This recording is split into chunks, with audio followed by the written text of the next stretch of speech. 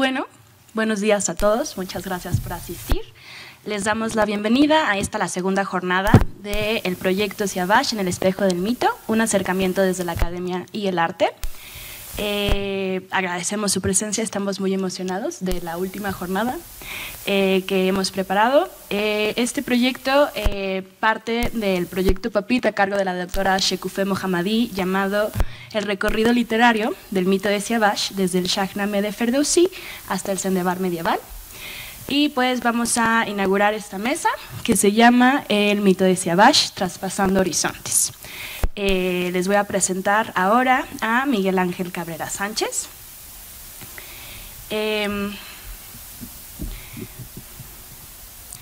Miguel Cabrera es filósofo de la Facultad de Filosofía y Letras de la UNAM.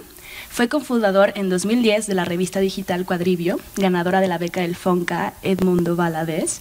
Ha realizado estancias en Francia y Alemania. Es autor del poemario El viento y Berlín, publicado en Lunaria Ediciones, y miembro de la Asociación de Textos y Seminarios Clásicos con sede en la Universidad de Concordia, California. Ha colaborado en diferentes publicaciones nacionales e internacionales y su ponencia se titula Siavash, Platón y Jenofonte, Calocagathía y la tragedia del héroe. Gracias. Ay, perdón. Sí, excelente. Ahí está. Bueno, pues buenos días, gracias por su asistencia. Agradezco mucho la atención tanto de las personas que me invitaron a participar en este seminario, como la doctora Shekufeh, como a mis colegas aquí presentes, a ustedes asistentes. Y bueno, sin más, porque el tiempo es aquí muy valioso, pues voy a leer una ponencia que he preparado, que dividí en 3 partes y que se titula Siavash, Platón y Jenofonte, como bien dice Deni, la calocagathía y la tragedia del héroe. Bueno, primero la introducción y voy a ir haciendo precisiones en caso de ser necesario. Bueno, como prototipo del ser humano en perfección, el concepto de calocagathía griego puede ser adscrito a la personalidad de Siavash, personaje legendario del Shahnameh o libro de los reyes persa.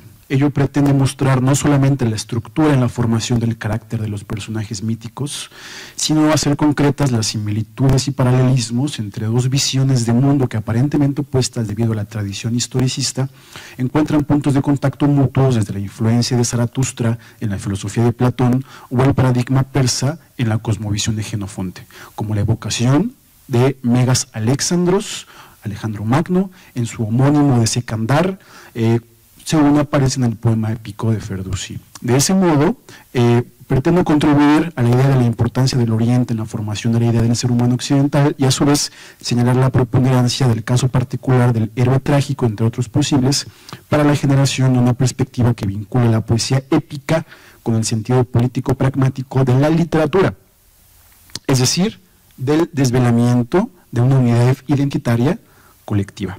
Bueno, la primera parte hago una asociación entre Grecia e Irán.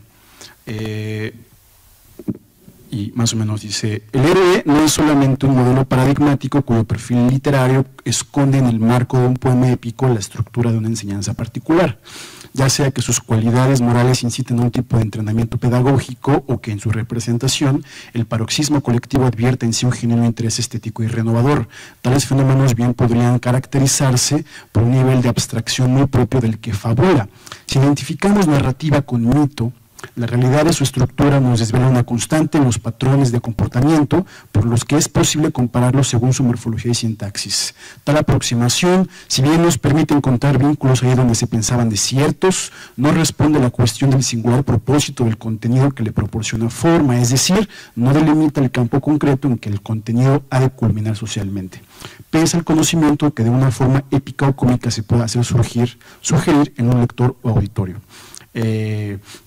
Lo que acabo de decir no es otra cosa más que hay un grado social de la literatura que se ha perdido. Ese conjunto, más bien,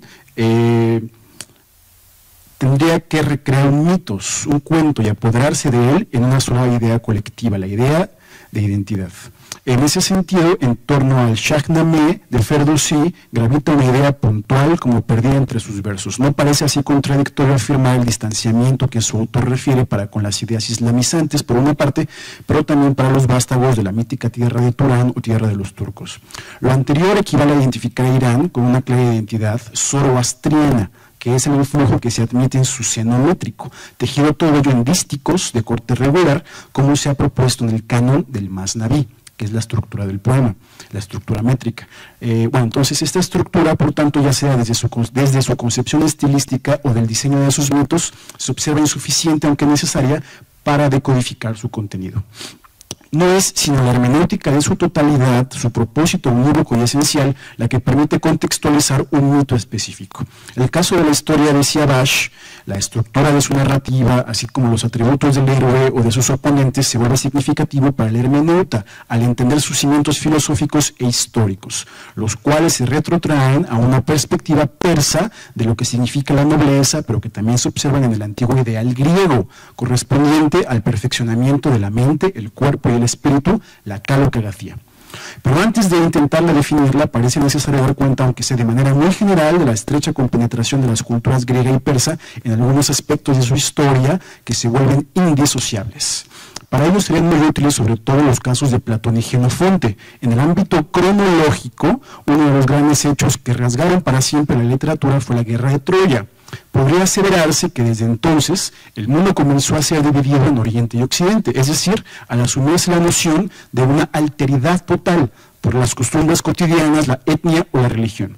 La interpretación posterior de los cronistas y poetas alinearía ideológicamente a este conflicto armado fundamental con la posterior hecatombe provocada en el Mediterráneo por las guerras médicas, con lo que se asentarían por primera vez y para siempre las bases occidentales, sesgadas y unilaterales entre civilización y barbarie, entre democracia y totalitarismo. Sobre todo esto comenta Luciano Cánfora, un importante investigador. Lo siguiente: las guerras persas actuaron como un catalizador al crear la distinción entre griegos y bárbaros. ¿Cuál podría ser la diferencia esencial entre ellos? Los griegos vivían en ciudades y los bárbaros no. Los primeros eran libres y los segundos subyugados a la autoridad de un líder. Desde la primera línea de la historia de Heródoto, los bárbaros y griegos determinan los dos polos de la historia.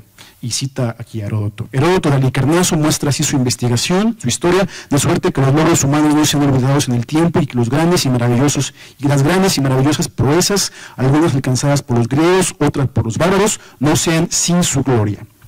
La contraposición de Europa y Asia es denotada en Esquilo en sus obra Los persas, del 472 a.C., por la imagen de dos hermanas, los dorios, que son griegos, y los persas, que son enemigos. Esta visión se proyectaría a la guerra troyana retrospectivamente, por lo que los troyanos serían tildados de bárbaros. Por mucho tiempo, la noción de Europa correspondió a la manera en que los griegos se definieron a sí mismos.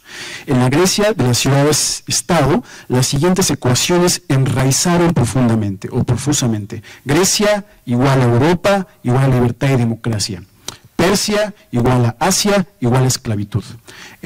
Y si lo actualizamos, bueno, pues hoy también tenemos esta distinción según la coyuntura internacional, donde incluso los países orientales, Irán, Afganistán, Siria, son tildados de terroristas desde un eje occidental. Entonces, la misma distinción de la antigüedad en las guerras de aquella época se repite en las guerras contemporáneas, que es como parte de la reestructuración, de la resignificación, de la reinterpretación del mito a época contemporánea, ¿no? Entonces, esa es la cita de Luciano Cánfora, muy buen investigador, y continuó. El hecho de que en el Shahnameh se narren las aventuras de Alejandro Magno o Secandar, por otra parte, vuelve inquietante el hecho de una tajante distinción dual del mundo, como si se tratase del levantamiento del primer muro ideológico significativo. El antiguo mundo de los griegos entonces y el de los persas debe tener una interrelación mucho más compleja de lo que los manuales en historia de las ideas enseñan. Aristócles de Atenas, mejor conocido como Platón, el más preponderante filósofo de la Grecia antigua, tanto por su capacidad de síntesis del pensamiento presocrático como por sus cualidades estilísticas que dieron carta de naturaleza al griego ático, demostró tener el conocimiento que sobre los antiguos príncipes iranios los preceptores inculcaban a los jóvenes, de alguna manera semejante a la educación que Siavash recibe de Rostam, como suele ser usual en círculos aristocráticos, así como de la existencia del profeta de Ahura Mazda. Mary Boyce da cuenta de ello. Y la cita dice: en relación al conocimiento que Platón tuvo sobre la ética zoroastriana, en el diálogo Alcibíades, un trabajo proveniente de la Academia en algún momento después del 374, se proporciona un relato sobre la educación de los príncipes persas en los siguientes términos. Cuando los niños tienen 7 años, les son dados caballos e impartidas lecciones de equitación y comienzan a cazar. Al encontrar un joven a los 14 años es tomado por los instructores reales. Ellos no son sino 4 hombres elegidos de entre los persas de mayor prestigio de avanzada edad, es decir, el más sabio, el más justo, el de mayor templanza y el más valiente. El primero de ellos le enseña el conocimiento de la magia de Zaratustra, hijo de Hormuz, esto es, el culto a los dioses. Le enseña también el arte de gobernar. El más sabio, el sabio más justo le enseña a ser leal a la verdad durante toda su vida. El sabio de mayor templanza a no ser dominado por ningún placer, de suerte que acostumbra a ser un hombre libre y un genuino rey, que es la esencia de todo lo que él es y no un esclavo. El más valiente lo entrena a no sentir miedo y a volverse imperturbable, a la vez que le enseña que ser intimidado es esclavizarse. Esa es la cita del diálogo y sigue la cita de Boyce. Las virtudes en que los príncipes persas se instruían, es decir, en ser sabios, justos, moderados y valientes, están vinculadas con la propia moral teológica de Zaratustra y son las mismas que hemos referido y practicaban los ciudadanos a lo largo del periodo aqueménida. También son similares con las virtudes que Platón caracteriza como las propias del alma. O sea, esto es muy significativo porque está diciendo que Platón se fusila de alguna manera la ética zoroastriana, que más tarde será recodificada como las 4 virtudes platónicas. Y eso no se ha dicho justamente porque se hizo una distinción tajante ideológica entre esta mismidad griega contra la alteridad barbárica o asiática, en este caso persa, supuestamente barbárica, ¿no? La relación entre Platón y el zoroastrismo es muy compleja y rebasa los alcances de este escrito, pero pone de manifiesto el grado máximo de síntesis del pensamiento humano cuando es puesto en relación con la doctrina general de la dialéctica, en lo que podría denominarse como una forma de vida mítico-espiritual, si se tienen en relación los ágrafa dogmata que supuestamente Platón habría enseñado verbalmente. O sea, hay toda una corriente de estudios encabezada por un tal Slezak que afirma que los diálogos de Platón son, digamos, nada más la sombra. Platón no está en los diálogos, está en las doctrinas no escritas o ágrafa dogmata que se enseñaban de manera dialéctica. Entonces los diálogos nada más son como un cascarón desde este punto de vista, lo cual también es muy significativo, tampoco se dice mucho de esto. De la misma manera, por otra parte, Jenofonte hace referencia al ejemplar modo de vida o ética teológica oriental que termina por demostrar, al menos en esencia, la existencia de un tipo de pensamiento compartido entre la estirpe de Helena y la de Fereidún. Según Werner Jäger, otro importante estudioso, al final de la Ciropedia, Jenofonte atribuye las causas de la decadencia del poder de los persas a la relajación moral reinante en la corte de Artajerjes Menón, aquel mismo rey a quien su hermano Ciro intentó derrocar del trono. Si la sublevación hubiese triunfado, Ciro habría traído el renacimiento de los antiguos ideales persas aliados a las mejores fuerzas del helenismo y tal vez la historia del mundo habría tomado otro rumbo. La imagen que Jenofonte traza de la personalidad de Ciro en la Anábasis, después de relatar su heroica muerte en la batalla de Conaxa, es un paradigma perfecto de la más alta calocracia. O sea, Jenofonte fue otro escritor, alumno de Sócrates, que escribió bastante, toda una enciclopedia, y escribió también un libro que se llama La Ciropedia, que es aparentemente, dicen los estudiosos, una respuesta a la República de Platón, ¿no? También dando cuenta de esta persofilia antigua. Bueno, entonces entro a la segunda parte de lleno, que es la definición de calocracia. Y aquí, a lo mejor por falta de tiempo, voy a ser muy tuitero, para decirlo de manera más coloquial, ¿no? Entonces, la calocracia podrá representarse en actitudes bellas en un sentido pragmático. Entonces, aprovechando que hoy es un día importante en el que el país está de luto, bueno, pues por ejemplo un ejemplo de calocracia chilanga puede haber sido que hace 2 años la gente se organizó y tuvo una actitud muy bella y solidaria con sus demás colegas para salvar un tipo de situación emergente, ¿no? Entonces ese tipo de actitud, digamos, pragmática, valga la redundancia, ese pragmatismo es de alguna manera un acercamiento a la calocracia, que es una ética o un modo de ser, no moral, es muy diferente, que tiene que ver con un tipo de precisión en lo que tiene que hacerse cuando es necesario hacerse, ¿no? Más o menos por ahí va.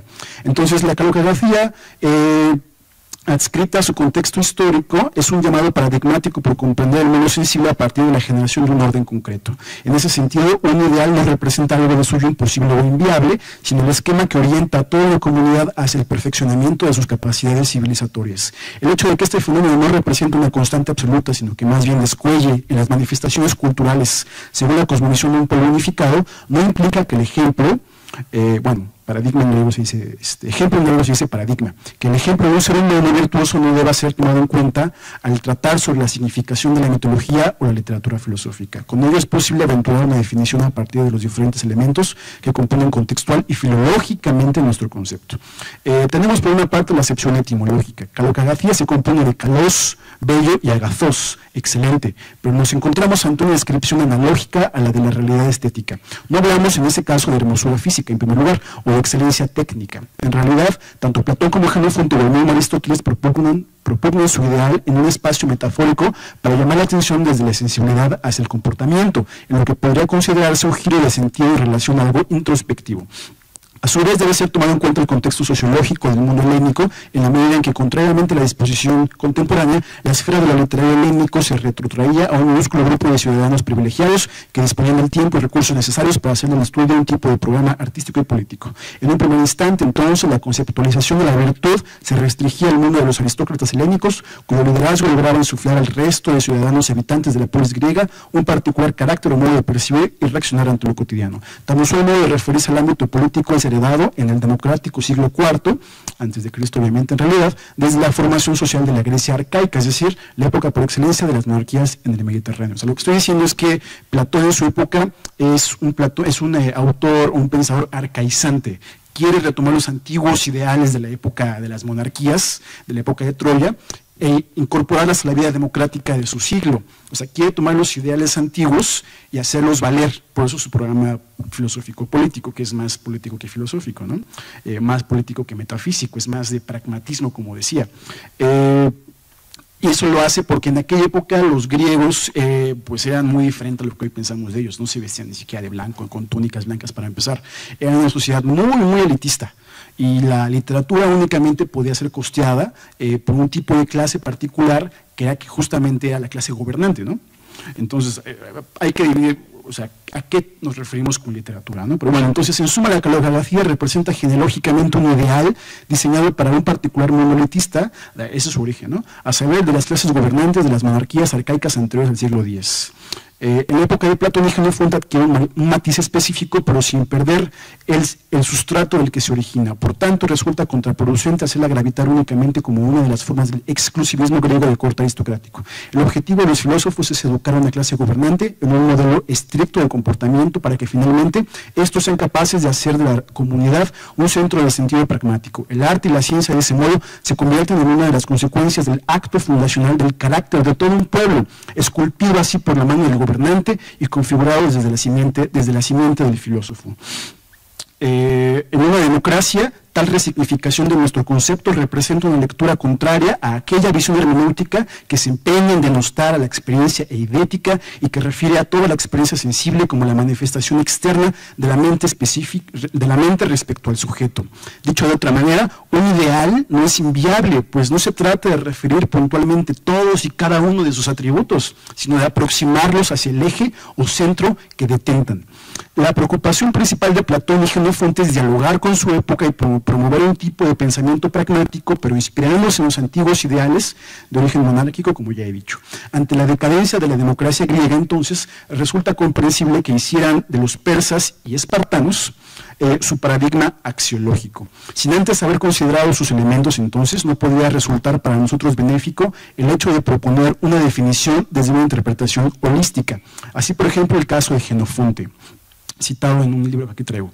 Dice, a grandes rasgos, el historiador griego, más bien, que habla de Jenofonte, a grandes rasgos, el historiador griego retoma varios elementos culturales persas, como el sistema militarista, el sobrio estilo de vida basado en la práctica de la continencia y la obediencia, como del fortalecimiento físico, el respeto a las leyes, el amor a la patria y a la verdad, y también la importancia de poner el ejemplo. Gracias a la anábasis y a la ciropedia es factible vislumbrar los valores que Jenofonte adopta de este pueblo. Jenofonte sintió una fuerte admiración por Ciro el joven, Pese a la brevedad de su trato, este príncipe dejó tan buena impresión en el estratega que se refiere a él como el hombre más apto para reinar y el más digno de gobernar entre los persas que sucedieron a Ciro el Viejo. Señala que es necesario como ejemplo modificador de las conductas que la sociedad suele mostrar para consigo misma frente al resto del mundo. Por otra parte, debe ser tomado en cuenta que la misma definición de participación política es diferente de la moderna. En la época de Platón, la participación de la administración pública era detentada por los mismos ciudadanos, lo que excluía de toda posibilidad del surgimiento de lo que ahora conocemos como clase política. El descubrimiento de tales sutilezas nos permitirá entender el pensamiento filosófico en la pureza de su realidad, tan diferente de lo que normalmente se estudia en los manuales históricos. Así, pese a las particularidades de cada sistema político, ya sea democracia, aristocracia, monarquía, etc., lo importante es entender la manera en que el ideal del virtuosismo perdura y es acoplado a cada nueva situación histórica, griega o no. Como ya no estamos en la época de las monarquías, pues ahora cada quien es dueño de sí mismo y obviamente hablo de cómo el ciudadano es representante de este tipo de ideal, ¿no? Sentido e interpretación de la literatura épica. La tercera parte, la última. Como tal, la literatura y en particular la poesía épica representa uno de los momentos más sofisticados de la experiencia idética al hacer valer los hechos políticos como hechos estéticos. De ahí que los libros tan fecundos como el Shahnameh puedan ser comprendidos como una manifestación del arte más elaborado y por otra parte como un manual o guía política para aprender de los éxitos y fracasos de sus personajes en aras a complementar el espíritu colectivo con el aprendizaje histórico. O sea, el Shahnameh entra en la categoría de los libros llamados espejos de príncipe, que son manuales de los que se aprenden consejos para guiarse y guiar a la sociedad. Entonces la historia de Siavash, vista de este modo, puede ser interpretada por las futuras generaciones de gobernantes y gobernados como la del paradigma de la inocencia política y la pulcritud espiritual. Y aquí tengo una cita también de Jäger. En tiempo de Sófocles se inicia un movimiento espiritual de incalculable importancia para la posteridad. Es el origen de la educación en el sentido estricto de la palabra, la paideia. Por primera vez esta palabra, que en el siglo IV durante el helenismo y el imperio había de extender cada vez más su importancia y la amplitud de su significado, alcanzó la referencia a la más alta arete humana o a la excelencia humana. Y a partir de la crianza del niño, en ese sencillo sentido, la llamamos por primera vez en Esquilo, llega a comprender en sí el conjunto de todas las exigencias ideales, corporales y espirituales que constituyen la calocracia en el sentido de una formación espiritual plenamente consciente. En tiempo de Sócrates y de Platón, esta nueva y amplia concepción de la idea de la educación se halla perfectamente establecida. Entonces son cosas que se aprenden, se van aprendiendo, ¿no? Es lo único que dice. Entonces me voy a saltar una partecita, pero lo que estoy diciendo es que Siavash, digamos, es un ejemplo pragmático también de cómo no se debe gobernar, ¿no? Entonces tiene un doble lado, tiene la parte de la belleza del alma, hablando de Siavash nada más, pero también tiene la parte de candidez, ¿no? Entonces aquí me salto esta partecita y ya casi llegando al final, vamos a la conclusión. La calocracia así representa un ideal con dos caras, la cara sabia y contrariamente la inocente. El doble juego entre ambas debe ser atestiguado por un pueblo particular como parte del proceso de la concreción de un orden cultural y pragmático y de acepción generalizada que no solamente coadyuva a la formación de la identidad, sino también de la formación del carácter público, y esto es más importante. Una vez que la poesía lega sus fecundas historias al conocimiento generalizado de la manera en que debe o no actuarse, según las consecuencias de cada decisión, cada una progenitora de la civilización o la barbarie.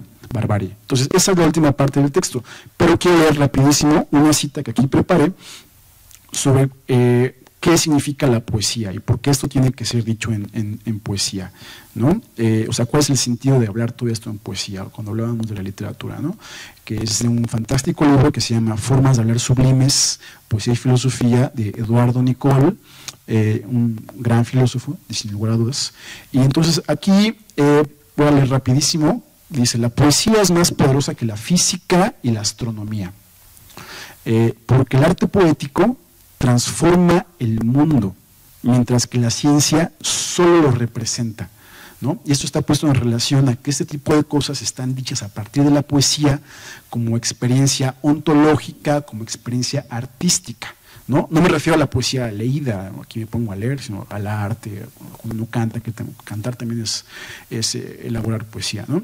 Entonces eso es muy significativo porque da cuenta, digamos, que de todo este tipo de cosas de las que acabo de hablar, tienen un eje gravitacional en el aspecto literario, también popular, no nada más aristocrático, y que modifican la realidad, ¿no? A mucha gente no le importa que en el centro de la galaxia haya un agujero negro, ¿no? O de qué color son los cuásares. Lo que queremos es justamente ese pragmatismo social que nos impele a modificar la realidad, no únicamente a representarla, ¿no? Entonces, por eso que dice Nicole, por esto el científico no invoca a los dioses y las musas cuando emprende su obra, como el poeta, ¿no? Entonces, eso es muy significativo, y finalizo con una cita más que dice, verás aquí, la filosofía tiene que dar ahora un paso más allá de la tradición metafísica, y la renueva cuando por fin desiste de plantearla como problema, como susceptible de solución, esa cuestión del alma y del cuerpo, y la remite al nivel cósmico, donde aparecen términos rigurosamente racionales como la misteriosa cuestión del origen. El origen es lo que da razón del ser. El ser del hombre es verbo, el verbo nace de la materia, lo cual es imposible. Y aquí termina el asunto, no hay motivo para el desconsuelo, el hecho es que estamos rodeados de misterios, o sea, está hablando del misterio de la palabra, cómo la palabra le da sentido al mundo.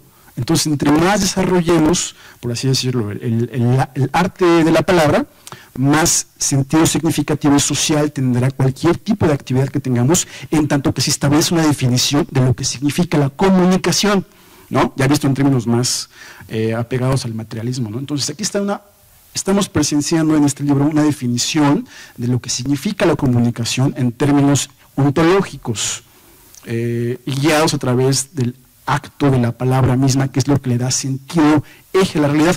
Por eso yo a veces hago una crítica muy cariñosa, por supuesto, a guiar la palabra con imágenes, porque nos priva un poco justamente de que la misma palabra tenga el peso suficientemente capaz de modificar la realidad para bien de todos, en un sentido, como yo lo dije, ¿no? de bien común, ¿no? Y eso se me hace que es fantástico. Los antiguos oradores griegos no tenían proyector de fondo, ¿no? O sea, únicamente al hablar, algo decían, algo hablaban, algo dramatizaban con las manos, ¿no? Que ya generaba un tipo de eje, y a partir de ahí se construía la polis, ¿no? Entonces, con eso termino, y le recomiendo mucho a Eduardo Nicole y la lectura de Shahnameh, ya que se queden también más tarde a la música. Muchas gracias.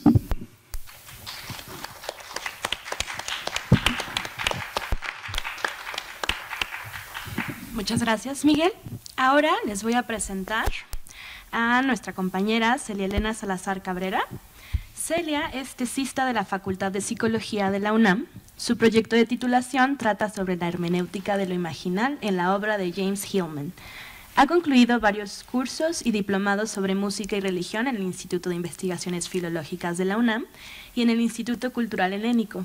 Y entre sus intereses académicos está el estudio de la lengua árabe y farsi y temas como la imaginación simbólica y su vínculo con la mitología y la psicología. Su ponencia se titula El fuego como símbolo de transformación en la leyenda de Siavash. Por favor, Celia. Muchas gracias, Deni. Bueno, muy buenos días, muchas gracias por estar aquí. También quiero agradecer a mis compañeros del seminario y a la doctora Shekupe Mohammadi por esta oportunidad y principalmente a ustedes por estar aquí. Yo les voy a hablar sobre el fuego como símbolo de transformación en la leyenda de Siavash. Voy a abordar una perspectiva totalmente psicológica al ver cómo el ser humano primigenio, cómo es que vio las llamas del fuego y de esa experiencia cómo lo incorporó a su interior, cómo es que el ser humano pudo incorporar esto y lo transformó a conocimiento, verdad, saber, e incluso hasta experiencias místicas como las místicas sufi. Y bueno, poco a poco les iré explicando un poco sobre esto y bueno, aquí vamos. Les voy a leer un poquito la introducción. Sí. El fuego es un símbolo íntimo, universal. Es el primer fenómeno sobre el cual el espíritu humano ha reflexionado a través del tiempo. Para el hombre primigenio, descendió directamente del cielo, elevándose desde las profundidades de la materia como amor o deseo, y regresando a ella para esconderse, latente y reprimido, como odio y rencor. La razón de una dualidad tan profunda es que el fuego está dentro y fuera del ser humano, invisible y resplandeciente, es espíritu y materia al mismo tiempo. Como señala Bachelard, de entre todos los fenómenos es realmente el único al que se le pueden atribuir los valores opuestos del bien y el mal. Puede brillar en el paraíso o arder en el infierno. El resplandor ígneo se encuentra asociado a estados psicológicos excepcionales. Es frecuentemente relacionado a un estado de iluminación o de putrefacción, como Reiner declara en Bachelard. El fuego es el elemento que todo lo anima, a quien todo debe su ser, principio de la vida y la muerte, de la existencia y la nada, obra por sí mismo, poseyendo la fuerza de la transformación. El misterio del fuego, presente en la leyenda iraní de Siavash, representa la lucha sin fin entre el bien y el mal, y la fusión de esta dualidad en el ser. Define la relación directa entre la voluntad limitada del hombre y la gloria divina que acompaña la transformación del destino del espíritu humano. El objetivo de este escrito, o de esta ponencia, es analizar el simbolismo del fuego como principio constitutivo de transformación del alma humana en el fragmento de la prueba del fuego por Siavash, presente en el poema épico escrito por Ferdowsi, el Shahnameh.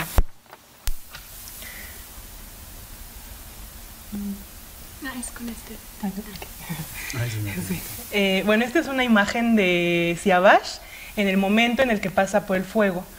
Es un momento muy interesante y muy bonito en las palabras de Ferdowsi. Dice cómo Siavash, montado en el caballo negro, pasa por el fuego y como que hay una disolución entre lo blanco y lo negro, y que quema esto, pasa por las llamas del fuego, y es como una manera de muerte simbólica, porque pasa y enfrenta la muerte y sale transformado. Bueno, les voy a leer un poquito de qué es lo que trata, por qué pasó por el fuego Siavash. Este evento sucede después de que Siavash rechaza todas las seducciones e insinuaciones de Sudabé, y ella da unas falsas acusaciones contra él, finge un aborto, culpa a Siavash por todos estos horribles sucesos ante su padre. Finalmente Siavash se ve obligado a demostrar su inocencia al atravesar por esta colosal montaña de fuego. Y en la antigüedad estas pruebas de fuego se hacían muy frecuentemente, porque se creía que si una persona era puramente inocente, en su interior habitaba el fuego. Entonces, si pasaba y si no se quemaba a través del fuego, era porque estaba hecho del mismo fuego que se encontraba en el exterior, este fuego material. Entonces no se quemaba, entonces era puramente inocente. Era una manera como de hacer justicia o de tribunal. Y bueno, Ferdowsi dice algo muy bonito, que dice que esta montaña de fuego es como que se mezcla con el cielo y la noche se vuelve día. Y bueno, les voy a leer un poquito de lo que dice. Dice: Siavash se dirigió a donde estaba su padre. Llevaba en la cabeza una celada de oro, es decir, una corona de oro. Sereno, vestido de blanco, desbordantes los labios de sonrisa y de esperanza en el corazón, montado sobre un negro corcel, y el polvo que sus cascos levantaban llegaba hasta la luna. Al llegar donde estaba Qaboos, Siavash le dijo: no te apenes, que así es el giro del tiempo. Por la gracia de Dios bondadoso, esta montaña de fuego no me inquieta ni me angustia. Ahora sí soy culpable, que no me proteja el Creador del mundo. Al llegar Siavash a la altura del fuego, se dirigió a Dios: oh juez sin necesidades, hazme pasar por esta montaña de fuego, libera mi cuerpo de la soga de mi padre. Siavash cabalgó sobre el negro como si su caballo se fundiese con el fuego, y del fuego salió el noble caballero, la sonrisa en los labios, como rosa en el rostro. Entonces, como ven, esta imagen es muy interesante porque es como si el blanco y el negro se fundiese con el fuego. Muere Siavash, enfrenta la muerte, una muerte simbólica, y se transforma como un tipo de rito de iniciación. Ahora les voy a hablar un poquito de los antecedentes históricos, nada más para saber por qué el Shahnameh tiene muchas fuentes históricas y antiguas, y está nutrido de una tradición zoroastriana, de varias creencias religiosas, cantos avésticos. Entonces les voy a hablar un poquito para justificar por qué el fuego es importante en esta obra. Para justificar la importancia del simbolismo del fuego, describiré los antecedentes de la leyenda de Siavash, comenzando por los orígenes del Shahnameh y sus raíces zoroastrianas. El Shahnameh, o el Libro de los Reyes, es un gran poema épico escrito por el famoso poeta iraní Ferdowsi, perteneciente a los años 977 y 1010 después de Cristo. Es una obra escrita en farsi y consiste en 60.000 versos compuestos durante un periodo de 35 años por Ferdowsi. El Shahnameh constituye el estrato más profundo de la literatura épica de Irán y es considerado como una de las obras más importantes que ha mantenido su identidad cultural. La diversidad de fuentes en el Shahnameh es notable. Contiene una gran recopilación de mitos y leyendas del pasado histórico y mitológico de Irán, abarcando desde los mitos de creación protoindoarios hasta los debates religiosos del periodo sasánida, esto es por el 226-652 después de Cristo, considerado como el último gran imperio iranio practicante del zoroastrismo, justo antes de la conquista árabe y la adopción del Islam como religión en todo el territorio. Esta profunda necesidad de recuperar la identidad iraní tuvo como consecuencia una amplia recopilación de antecedentes históricos, creencias religiosas, mitos, tradiciones, en composiciones llamadas Judainamak o Libro de los Dioses. Por lo tanto, bueno, aquí cita Shekufe Mohammadi, Ferdowsi incorpora a su Shahnameh un extenso acervo de fuentes antiguas, preislámicas, anteriores a él, como los textos sagrados y religiosos más deístas, el Avesta, el Bundahesh, el Denkard, el Arda Viraznamaj o el Judainamak, que eran originarios de siglos anteriores, codificaron su canon durante el imperio sasánida. La mayoría de esos textos están perdidos o fragmentados, pero sí está una importante influencia zoroastriana en el Shahnameh. Bueno, ahora les voy a hablar sobre el zoroastrismo y por qué es tan importante el fuego para ellos. Quizá no hay una sola religión que ilumine tanto la imaginación con el símbolo del fuego como la del antiguo Irán, el zoroastrismo. El símbolo del fuego divino permea en la mayoría de los aspectos del mazdeísmo, desde sus textos sagrados hasta su cosmogonía y cosmología. De hecho, podemos afirmar que el fuego es uno de los símbolos por excelencia del mazdeísmo. La devoción al fuego se extiende desde el pasado inmemorial de los indoiranios. En la cosmogonía zoroastriana, el fuego es la causa originadora de la creación y actúa como el motor que pone en movimiento la existencia. Como aquí voy a citar a Mary Boyce, les voy a hablar un poco de la cosmogonía zoroastriana, cómo es que se crea el mundo y cómo el fuego es una parte muy importante para ellos. Los dioses crearon el mundo en 7 etapas. Primero hicieron el cielo de piedra, sólido como una enorme coraza redonda. En la mitad inferior de esta pusieron agua. Después crearon la tierra que descansaba sobre el agua como una gran bandeja plana. Y luego, en el centro de la tierra, crearon 3 formas animadas, una planta, un animal, un toro y un hombre. La 7ª creación fue el fuego, tanto en su forma visible como en su forma de fuerza vital, invisible, encargada de impregnar a todas las creaciones animadas. Es decir, el fuego es una fuerza tanto exterior, material, pero también es una fuerza vital que habita a todos los seres, a los seres humanos, a los animales, las plantas. Es una fuerza que le da orden a la existencia, que se va a llamar Asha, que ahorita les voy a hablar de eso. El sol, parte de la creación del fuego, permaneció inmóvil sobre sí como si fuera siempre el mediodía, porque el mundo había sido creado para ser inmóvil e inmutable. Entonces los dioses ofrecieron un triple sacrificio, aplastaron la planta, mataron al toro y al hombre. De este benéfico sacrificio emergieron más plantas, animales y hombres. El ciclo del ser se puso en movimiento con la muerte, que era seguida de una nueva vida. El sol comenzó a moverse por el cielo y a regular las estaciones de acuerdo con el fuego o Asha. Aquí es muy interesante porque el sol no es el que de alguna manera le da movimiento a la creación, sino es el fuego. Esta fuerza vital es lo que hace que el universo se ponga en movimiento. De esta manera podemos entender que para el zoroastrismo existe un fuego cósmico de la creación que reside en cada átomo del universo. Es decir, el cosmos es un conjunto de formas y de modos de existencia creados por el reflejo de esta luz o la esencia luminosa de Ahura Mazda. Ahorita les voy a citar algunos pasajes de la Avesta, que es un libro antiguo que contiene los textos sagrados de Zaratustra y algunos cantos e himnos sagrados. Les voy a citar del Yasna, que significa devoción, o eran himnos que eran cantados cuando se hacían sacrificios, y gatas, que son, bueno, se dice que son las mismas palabras de Zaratustra. En el Yasna 19.10 de la Avesta se señala: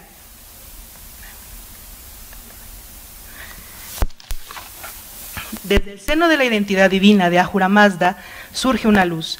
Esa luz es una sustancia luminosa que otorga vida y determina la naturaleza y el destino de cada criatura. Ahura Mazda creó con esta luz a sus infinitas criaturas, bellas y maravillosas, llenas de vida y luminosas. Para el zoroastrismo, el sol, la luna, la tierra, las estrellas y el cosmos son una manifestación de la esencia luminosa de Ahura Mazda. Por esta razón, como aparece en las revelaciones proféticas de Zaratustra, se le otorgó al fuego una función universal y un significado metafísico, como señala Mahinta Hadot. Zaratustra, por su parte, sitúa el fuego en el ámbito espiritual, símbolo del esplendor y el poderío divinos. De él extrae el hombre su vida y su amor hacia Ahura Mazda. En sentido estricto, el fuego no es una divinidad, sino más bien el signo visible de la presencia de Dios, pues el mazdeísmo se apoya en una afirmación vigorosa de la unicidad de Ahura Mazda, cuya esencia es consustancia de la luz infinita. El sol es su ojo y el fuego es su hijo, que arde frente a él en su forma espiritual. En los gatas, los himnos que les comentaba, que son redactados por Zaratustra, el término utilizado para fuego es atar. En avéstico es atar, en persa medio adar y en persa nuevo atash. Este fuego está dotado de un atributo profundamente teofánico y a la vez es vinculado con la verdad divina o asha y forma con ella una conjunción o dualidad. Ahora les voy a hablar sobre asha, que es un término muy importante. Como ven, tiene un papel en la creación y en el orden de la existencia, y también al ser parte de los seres es una personificación de Ahura Mazda. Asha significa verdad y es entendido como uno de los principios ordenadores de la creación. Es la morada de la verdad y de la ley divinas, gobierna y da orden a la existencia. Ahura Mazda creó Asha para defender a toda la creación del mal y establecer la justicia, como se señala en el Gata 31.3 en el Avesta. Las leyes universales de Asha gobiernan y dan orden a la existencia material y se refieren a la elección ética del individuo, para alinear pensamientos, palabras y andanzas. Asha es representada por el fuego y es considerada como uno de los atributos divinos de Ahura Mazda y constituye la naturaleza interna de la realidad. Y otorga el camino de la justicia y la sabiduría divinas. Asimismo, en el zoroastrismo el concepto de Asha se usaba para simbolizar la luz como fuente de conocimiento y verdad. Por lo tanto, representaba una cualidad psíquica importante, el anhelo del ser humano por la verdad, debido a que las llamas del fuego siempre tienden hacia lo alto, hacia el orden divino, representan el anhelo del ser humano hacia lo superior, como se señala en el Gata 31.19 en el Avesta. Quien escucha y se da cuenta de Asha se convierte en el señor de la sabiduría que sana el alma.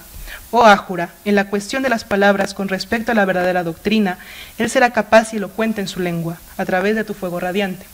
Es decir, a través de Asha, el ser humano, si tiene buenos pensamientos, buenas obras, buenas andanzas, el ser humano puede vincularse con Ahura Mazda, con Asha, que es la verdad divina, o la luz, o el fuego, de alguna manera para que el ser humano en su interior reconozca este fuego divino. Igualmente en los Gatas, Zaratustra habla de dos espíritus, entendidos como atributos de la conciencia humana, que están en una lucha constante. Está fallando tu micrófono. Gracias. Es que siempre... Igualmente en los Gatas, Zaratustra habla de dos espíritus entendidos como atributos de la conciencia humana, que están en una lucha constante. Estos dos espíritus son muy importantes porque es a partir de aquí que se construye esta dualidad mazdeísta que va a evolucionar en el cristianismo, en el judaísmo, incluso en el islam, que es como esta dualidad siempre del bien y el mal. Son dos espíritus, que es Spenta Mainyu, que representa los pensamientos, acciones buenas y puras, y Angre Mainyu, que representa los pensamientos y acciones malos e impuros. Aunque la humanidad tiene la libertad de inclinarse hacia uno o hacia otro, el objetivo del zoroastrismo es limitar a Angre Mainyu por medio de buenos pensamientos, buenas palabras y buenas obras, es decir, por medio de la luz o Asha o la sabiduría de Mazda. De esta manera, el efecto del movimiento de la fusión entre la oscuridad y la luz en el ser humano lo llevará hacia el saber o hacia la esencia de la sabiduría de Mazda, hasta el punto de vincularse con la bondad y la verdad divinas. Otra vez, Asha. Watson explica que Zaratustra habla del fuego como símbolo de la gnosis y el conocimiento que iluminan al ser. Como para muchos de los iranios, las llamas del fuego de la vida debían permanecer encendidas por medio de buenos pensamientos, buenas palabras y buenas obras, y por ello, a su vez, el fuego siempre permanecía encendido en los templos. Mary Boyce señala que esta analogía de la verdad que arde y es revelada a través del fuego puede encontrarse en los Gatas y en el Yasna Haptangayiti de la Avesta. En el Yasna 43-44, Ahura Mazda concede justicia mediante el resplandor del fuego y la fuerza de Asha. En el Yasna 30.7, que es muy importante para Siavash, un individuo que ha pasado la prueba del fuego ha alcanzado la fuerza física y espiritual, la sabiduría, la verdad y el amor con serenidad. Es decir, Siavash, después de pasar la prueba del fuego, alcanza otra identidad. En él surge otra identidad porque deja atrás esta muerte simbólica. Sí. Con lo mencionado anteriormente, podemos vincular el hecho de que Siavash, al haber pasado la prueba del fuego, se ha transformado, ha recibido la justicia a través de la verdad y la sabiduría divinas, Asha. Podemos interpretar que la prueba del fuego de Siavash representa una transformación de la conciencia, una metanoia.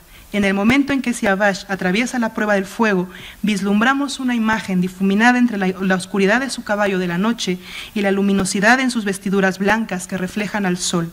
Es una imagen que se encuentra impregnada en el interior del imaginario iraní, pero también viene hacia nosotros reflejada en experiencias puramente psicológicas que involucran una disolución del yo o una muerte del ego, como el amor, la elección de la vocación, la experiencia mística o la misma búsqueda por la verdad, siendo el fuego el elemento abrasador de la psique, que funde lo consciente y lo inconsciente, lo exterior y lo interior, lo negro y lo blanco.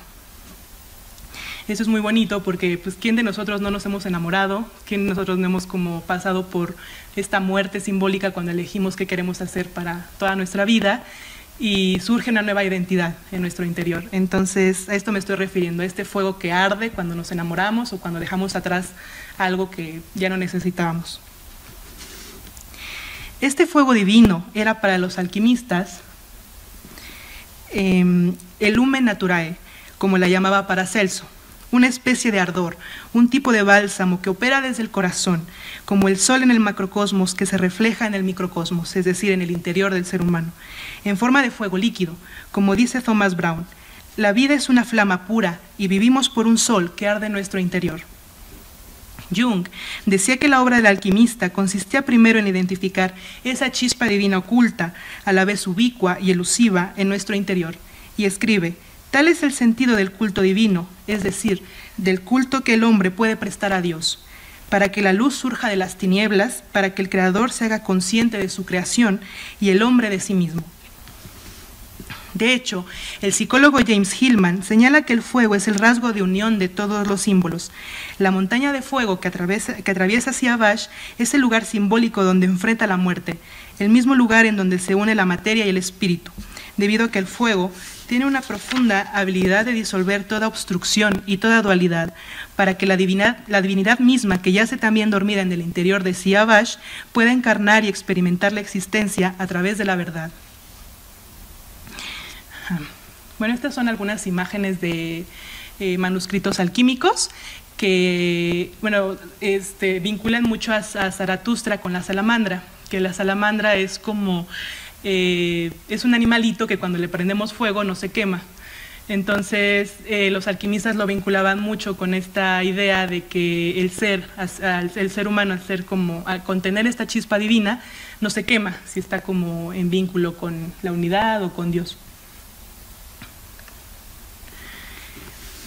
Podemos hacer un paralelismo de este suceso con lo que acontece en la mística sufi, un suceso muy similar al que se enfrenta Siavash. El sufi pierde en Dios su yo a través del fuego.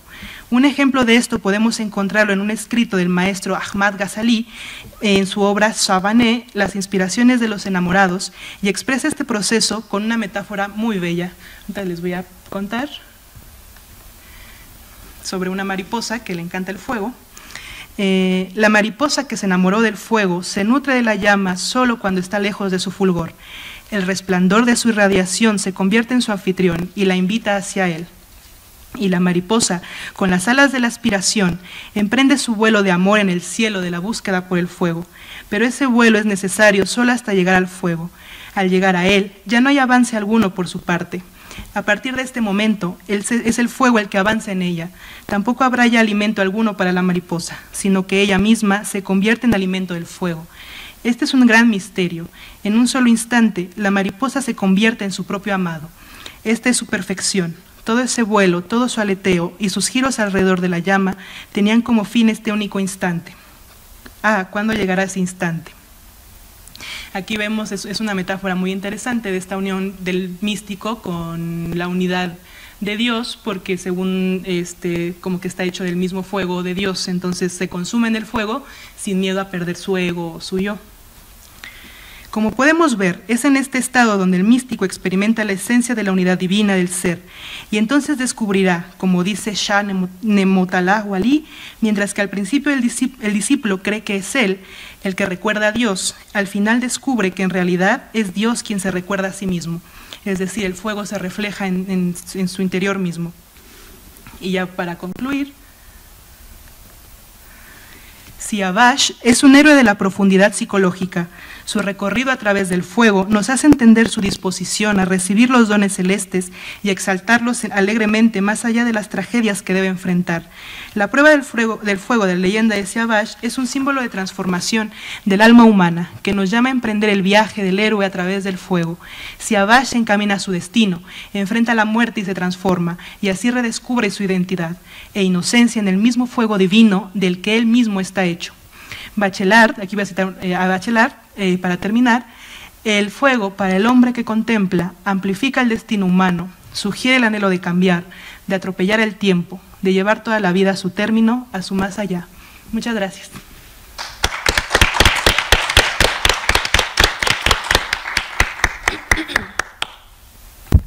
Gracias, Celia.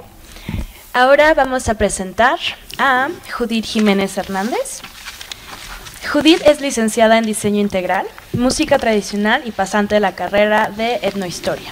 Ha publicado artículos en revistas de antropología y en opúsculos centrándose en temas relacionados con el fandango.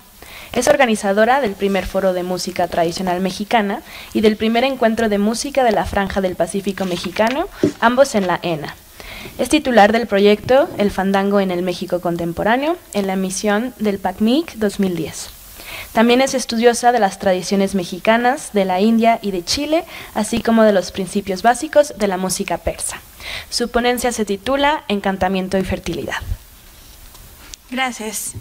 Ahí se oye bien, ¿verdad? Buenos días a todos, gracias por acompañarnos. En realidad esto es un poco más contado. El tema de esta ponencia es a partir del área de la ciencia social. Yo, como escucharon, soy pasante de etnohistoria. Y en este caso, pues vamos a vincularnos a partir de un tema o un concepto clave, que es el de las categorías universales del pensamiento, que esta es mi eje motriz, en el que pues podemos encontrar digamos, concepciones en sistemas de pensamiento de diferentes culturas a nivel mundial, en donde va a haber repeticiones de temas y va a haber analogías de conceptos que podemos equiparar de un lado o del otro del mundo, ¿no? Entonces, en este caso, el tema principal viene a partir del encantamiento, el encantamiento ligado a la fertilidad. En 3 historias tenemos 3 personajes. Y aquí vamos a partir de que el encantamiento o todo lo que nos maravilla se produce en una parte liminal entre mundos, entre el mundo real y entre el mundo imaginario. En este caso, en estas historias se tiene que presentar un encantamiento para que se dé por consecuencia o por seguimiento la fertilidad. Y la fertilidad va a girar en 2 sentidos, en el sentido físico, material del ambiente, y en el sentido espiritual o el sentido de pensamiento, ¿no? Entonces, para este caso, estoy considerando 3 personajes distintos. Mi personaje de punto de partida es Siavash, que es obviamente quien está rigiendo estas jornadas, que, bueno, él es de origen persa. Tenemos un segundo personaje que es Mohini, que viene de la tradición india. Y tenemos un tercer personaje que es la petenera de México, específicamente de los valles centrales de Tixla de Guerrero, porque en México tenemos muchas peteneras. O sea, conceptualmente la petenera se ha adaptado a cada medio geográfico de aquí en regiones culturales, en donde se le han atribuido diferentes características, tanto físicas como de su función social para comunidad. Entonces, en este caso también lo que nos liga es que estos 3 personajes corresponden a una reproducción de tradiciones orales. Digamos que las antigüedades son diferentes, sus contextos de origen son distintos, pero estos personajes van a presentar, como les decía, ciertos paralelismos en donde, bueno, ahorita les voy a comentar brevemente algunos de ellos que sería importante que los tuvieran en mente. Bueno, en este caso, como les decía, son tradiciones orales, en donde la palabra es muy poderosa porque todo lo que se transmite de manera oral se reproduce constantemente, se renueva. Entonces esto permite que las personas tengan una, digamos, una disposición a conocer otras cosas sin saber que están adquiriendo un conocimiento, ¿no? Y es un conocimiento sublime que permanece a través de los años, tal vez con ciertas modificaciones, porque la historia oral o la tradición oral depende de la memorización, y para los énfasis, en este caso que son historias, pues a veces se le puede aumentar o se le pueden quitar datos, ¿no? Y bueno, en este caso la tradición oral de donde viene Siavash, pues es literaria, como ya hemos visto, viene en el famoso libro de los reyes, el Shahnameh. La historia de Mohini, tenemos diferentes maneras de representación, no solamente son específicas de una. Digamos que la historia o la trascendencia del personaje como tal, más allá de la historia, nos la puede mostrar icónicamente un estilo de danza clásica del sur de la India, de Kerala, que se llama Mohiniyattam. De hecho, en el nombre viene implícito el nombre principal del personaje. Y bueno, también encontramos en pinturas y en esculturas de templos. Y la petenera mexicana, en este caso es también una tradición oral que está emparentada con lo literario por la versada, pero digamos que tiene la misma importancia a partir de la versada que a partir de las historias o de los relatos, y a partir de la música. Porque de hecho se supone que petenera no es solamente el personaje en sí, la petenera es un son o es un tema musical, dependiendo, porque como bueno, esto corresponde a patrones de conquista, la petenera no es originaria de México, ya había peteneras, ¿no? Musicalmente ya había peteneras que llegaron aquí como expresión musical meramente, y aquí ya cobra vida con otros conceptos de la población, en donde interfiere con las diosas primigenias. Entonces, bueno, en estos tres personajes encontramos elementos compartidos, como les decía, donde el encantamiento propicia la acción y por consecuencia una función social de fertilidad. Para las comunidades donde se perpetúan estas historias o la presencia de estos seres, son historias reales, son personajes reales, están vinculados a una existencia, cosa que a lo mejor para nosotros es ajena porque no vivimos en el contexto en donde ellos tienen cabida, ¿no? Pero existen pruebas a la existencia de los tres en su respectivo contexto. Ayer tuvimos la fortuna de contar con un expositor que nos habló de algunos vestigios arqueológicos en donde se encuentran espacios rituales y la representación de rituales también sobre el luto a Siavash.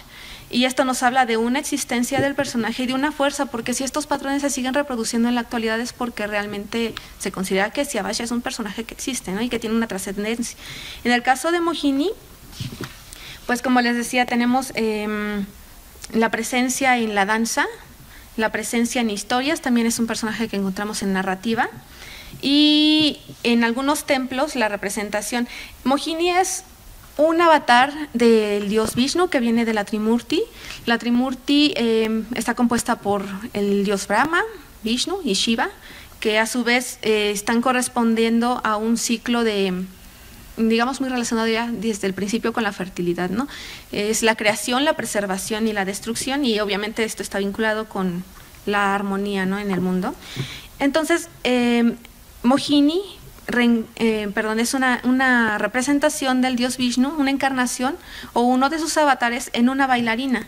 Esta bailarina tiene la cualidad de hipnotizar a través de su danza, que digamos que es en donde empieza el encanto de ella, y de ahí se propicia, pues bueno, ahorita les voy a decir la historia, pero se propicia que haya muchas representaciones en templos en donde pues a Mohini se la coloca como un personaje principal, porque al final de cuentas es Vishnu.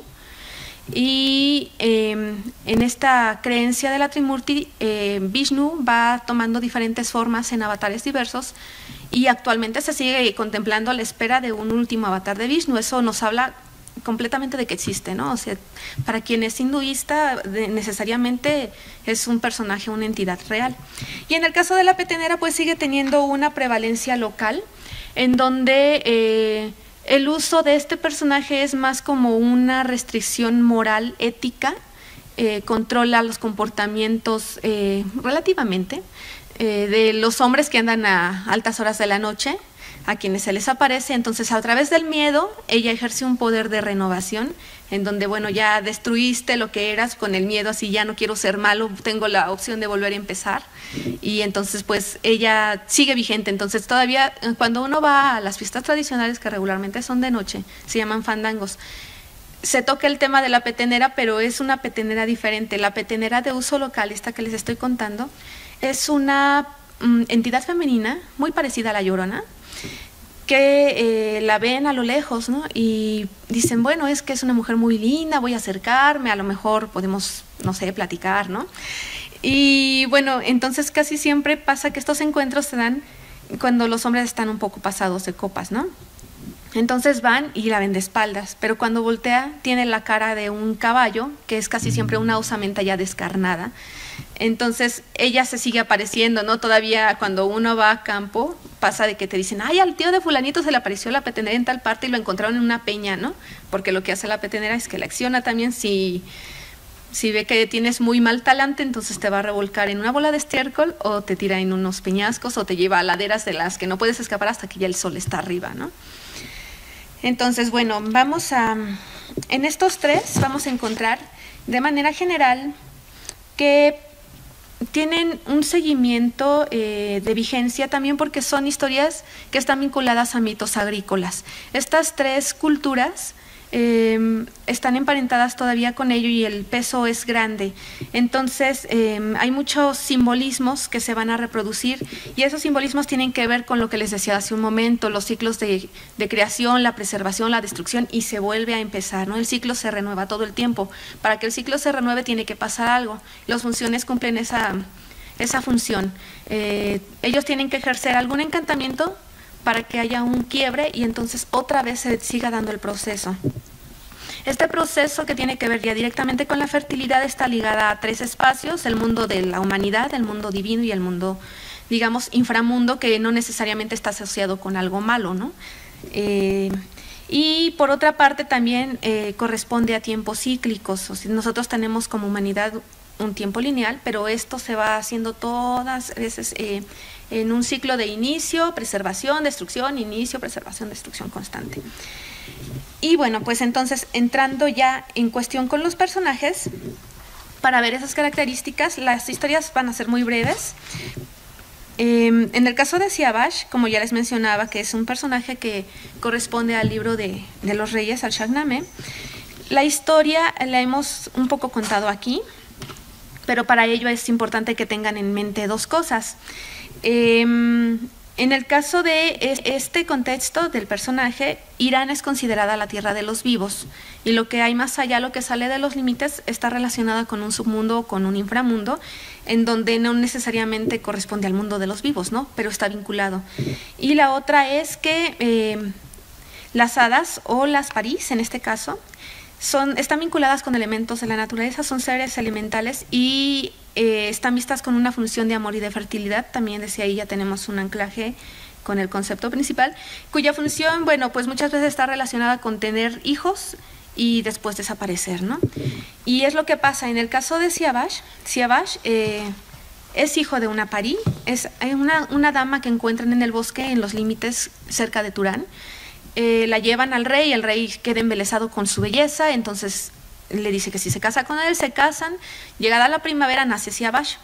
Siavash, entonces, desde este punto, al ser hijo de un hada, está heredando todas las virtudes y toda la carga de abundancia. Las hadas es una cuestión interesante porque también están vinculadas como a toda esta abundancia que tiene que ver con la diosa primigenia. La creencia de la diosa primigenia a nivel universal está completamente expandida, es una creencia total de la reproducción de la vida, y podemos aquí encontrar que los seres elementales pues están vinculados directamente con la diosa, ¿no? Con la diosa madre o con la madre de los dioses, en algunos casos les dicen también. Y bueno, desde ahí entonces ya tenemos algunas características. Entonces nace Siavash, se entrena por 7 años con el famoso Eri Rostam, adquiere muchas virtudes, muchos talentos y se va nuevamente con su padre, con quien dura otros 7 años. Al 8º la mamá desaparece, no sabemos qué pasa con ella. Según en este caso, bueno, podemos tener la idea de que puede que haya desaparecido porque se fue o porque haya muerto, no sabemos lo que sucedió. Sin embargo, bueno, cuando llega a los 15 años de edad, Siavash tiene las características de belleza, de valentía, es un hombre íntegro y entonces llama la atención de otra esposa del rey Qaboos, quien trata de seducirlo por 3 veces. Sin embargo, Siavash, en su papel de integridad y con sus convicciones personales, la rechaza. Ella, pues, con todo el fuego ardiendo, la pasión y demás, finge tener un aborto, muestra el producto, pero el aborto no es suyo. El rey duda, lo somete a la prueba de fuego de la que habló Celia. Y bueno, lo somete a los dos porque ya no sabe a quién creerle, ¿no? Si ella tiene razón, si él tiene razón. Entonces, como no puede deducirlo así, el fuego va a declarar al inocente. Quien cruce el fuego y salga ileso, ese va a ser el inocente. Él, como no duda de sí mismo, decide ser el primero y cruza, y como vimos, pues sale, ¿no? Y pues la orca estaba esperando entonces a Sudabe, que es la esposa, que finge el aborto. Sin embargo, Siavash aboga por ella, permanece con vida, porque él se lo solicita al rey, pero en ese momento encuentra Siavash la forma de salir de esas tentaciones que se le presentan a través de ella, porque se está empezando a atacar Irán. Bueno, se está planeando el ataque de Irán por parte de los turaníes. Entonces él decide irse a enfrentarlos. Esto ya nos está hablando de un cambio de espacio, ¿no? Ya no está en la tierra de los vivos, va a enfrentar a los turaníes, sale de Irán, entra al inframundo y entonces está ahí con una nueva identidad, como ya lo vimos hace un momento, en donde, bueno, él, en reciprocidad de que hace una paz con el rey Afrasiab de Turán, que al final la guerra no se crea en ese momento, sino que se establece una tregua. Se casa con la hija del rey de allá, de Afrasiab, la hija de Afrasiab, que es el rey de Turán, y entonces el hermano del rey empieza a meter cizaña, ¿no? Y hace creer al rey Afrasiab que Siavash está empezando a rebelar contra él, por envidia, celos, lo que sea. El caso es que Siavash tiene un sueño profético donde sabe que lo van a matar. Se lo advierte a su esposa y le dice: tú vas a tener un hijo, le pones este nombre, se va a llamar Kei-Khosro, y va a hacer esto y esto y esto y esto, y a su debido tiempo el hijo va a regresar a vengar a su padre a Irán, ¿no? Que es la tierra de los vivos. Entonces, en todo esto encontramos ya el ciclo. Siavash en este caso está haciendo la representación, digamos, como de una semilla que está en Irán, que es una semilla valiosa que tiene mucho en sí. Gracias. Y no puede hacer más por estas cuestiones de las intrigas con Sudabe, que es quien lo pone en tentación, ¿no? Por decirlo así. Entonces, al momento de que ingresa al reino de Turán, él va con la idea de que quieren atacar el reino de los vivos, entonces trata de que pues, se establezca una paz. Él está abogando por la paz y prefiere no tener la guerra a la misma que el rey Afrasiab. Entonces, digamos, ahí es como una semilla que se inserta debajo de la tierra, que es un brote que va a salir posteriormente. Este brote se va a conseguir a través de su hijo y va a ser una trascendencia por sangre. No olvidemos que él es hijo de un hada. El hada le está heredando virtudes que, si bien todos los otros héroes del Shahnameh presentan virtudes, yo creo que en el caso de Siavash hay un máximo, ¿no? Digamos que por algo es el emblema de virtud en este libro, y a su vez las hereda por sangre a su hijo. Entonces viene siendo una extensión de estas fuerzas de la madre primigenia, ¿no? Si a la vez el hada, que es la madre de Kei-Khosro, tiene una relación intrínseca con la diosa madre, las hereda Siavash, y Siavash, al momento de convertirse en semilla, germina a través de su hijo esas cualidades de la diosa madre. Entonces, bueno, aquí vemos la relación el encanto se da a partir de su madre, que es pues un ser de otro mundo, no es de nuestro plano dimensional, y si no se hubiera aparecido ella, no se hubiera podido generar esto, ¿no? A partir de que nace el hijo, o sea, Kei-Khosro, el hijo de Siavash, él va a crecer y va a vengar a su padre como él lo profetiza en su sueño. las guerras con Turán ya cesan, ¿no? Irán y Turán quedan hasta ese punto en una cierta paz, ¿no? Entonces, digamos que es aquí donde se cumple el ciclo, ¿no? Ahora, si vamos a pasar al siguiente cuadro, en el caso de Mohini, la relación con la diosa primigenia y con la fertilidad está anclada desde un principio. El culto a la diosa madre en India está muy extendido, se le rinde culto a partir de varios nombres y a partir de la conceptualización en energía de los mismos dioses, de los dos dioses que nosotros vemos y conocemos como masculinos, que también tienen a la vez una parte femenina en cuestión de energía. Vamos aquí a ver que la historia de Mohini está vinculada justamente a esto.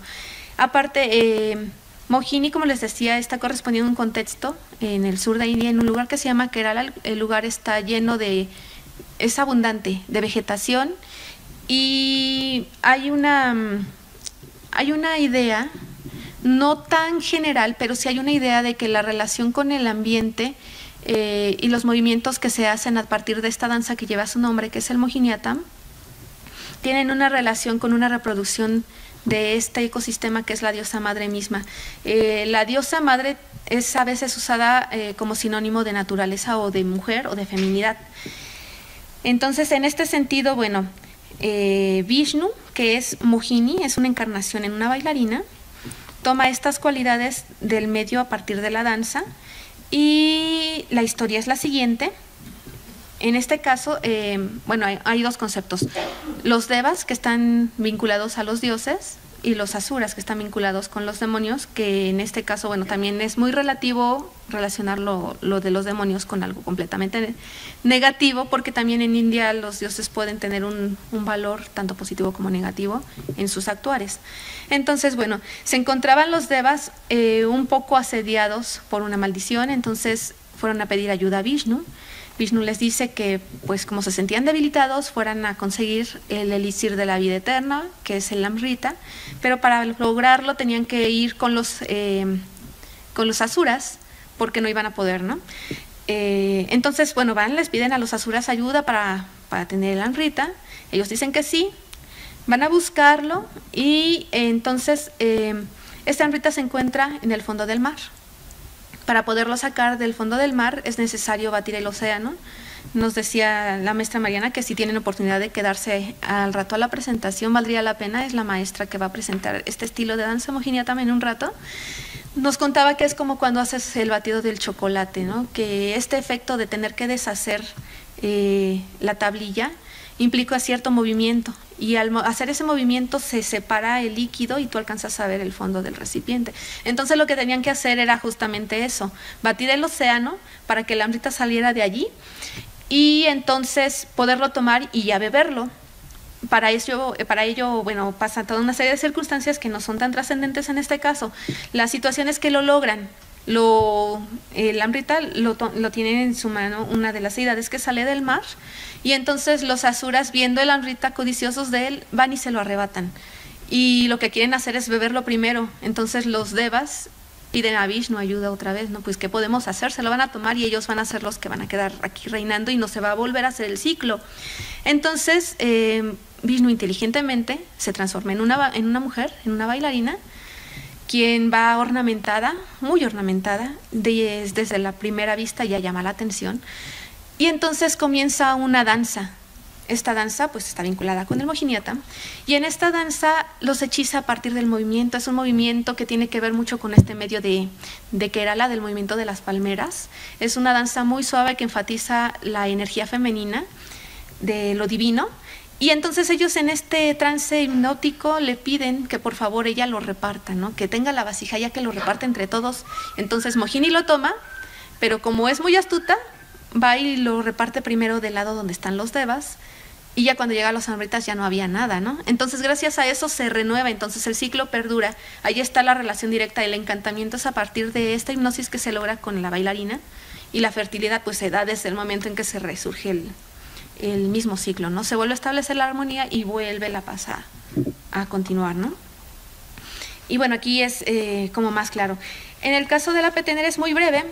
La petenera Titstreka, como les decía hace un rato, viene también de estas diosas primigenias, tiene un anclaje mexicano aquí, pero sus orígenes están en dos áreas. Digamos que por conquista los elementos vienen de estas diosas también elementales del lado de Europa, y están vinculadas estrechamente con las sirenas. Es una relación directa de la petenera con sirena. De hecho, algunas regiones culturales de México, cuando tocan el son de la petenera, son muchos temas de sirenas, no toda la versada es sobre sirenas. Entonces, digamos, cuando se traslada esta imagen de esta entidad femenina aquí en México, en lo que era México, bueno, en lo que era Mesoamérica, se tienen ciertas diosas primigenias de la creación, son las diosas que están vinculadas con la tierra, con los mantenimientos, con las semillas. Entonces, ellas regularmente están visualizadas como que viven al interior o tienen una trascendencia hacia el plano del inframundo, en donde están vinculadas con el agua. Es un sitio acuoso donde germinan todas las semillas. Y estas semillas salen de sus manos, brotan de sus manos, para poder nutrir la tierra y ayudarla a estas diosas a que crezcan. Por eso se hacían sacrificios de sangre. El derramamiento de sangre, como el llorar en muchas culturas, tiene que ver con esta lluvia, gracias, con esta lluvia que va a fertilizar y va a ayudar a que la semilla vuelva a crecer. Entonces, al llegar el imaginario de sirenas aquí, se vincula mucho con estas diosas primigenias que tienen que ver también con el agua, y se hace una hibridación o una asimilación, más vamos a decirlo así, una asimilación adaptativa, conceptual, en donde este personaje va a seguir siendo una entidad femenina que está en vinculación con la fertilidad, con los ritos agrícolas y demás. Y en este caso, pues en cada región cultural se va a adaptar dependiendo de sus circunstancias, de sistemas de pensamiento, ¿no? O de geografía. Porque lo que pasa aquí con las peteneras es que en su contexto, si hay agua, tienen alguna relación con un híbrido que vive en el agua, pero si no, ya no la tienen. Y en el caso de la petenera Titzle, ¿qué es lo que pasa? Ya no tiene cola de pescado ni tiene algún otro animal, sino que es meramente una mujer que ya va caminando sobre sus piernas, porque este lugar de donde es oriunda ya es tierra firme, ¿no? Ya no está junto a las costas. Entonces, aquí la relación con la petenera pues tiene que ver que su ambiente de aparición es el ambiente nocturno. Ya está vinculada con la luna. De hecho, los versos que se cantan aquí hacia esta deidad, no es una deidad como tal porque ya derivó de allí, pero a esta entidad femenina tienen que ver con la luna, tienen que ver con el agua. La versada tradicional siempre vincula a la petenera con las mujeres que se van a lavar en la tarde y llegan hasta el día siguiente, ¿no? ¿A dónde te fuiste, no? Es lo que pregunta la letra. Sin embargo, bueno, están vinculadas justamente a estos ciclos de fertilidad, y el encantamiento aquí se produce a través del encuentro que les decía al principio. Cuando la ve el hombre, queda así sumamente extasiado, va y se acerca y el choque es así, ¿no? Ve la osamenta del caballo y es cuando dice, no, es que esto no es de este mundo. Ahí está el encantamiento. Entonces, de manera general, tal vez son muchos datos porque pertenecen a contextos diferentes, ¿no? Y ahorita es muy breve porque el tiempo es muy poco, pero podemos encontrar cómo estos tres personajes se vinculan estrechamente con la naturaleza y se vinculan con el encantamiento para poderlo lograr. Y eso es todo. Gracias.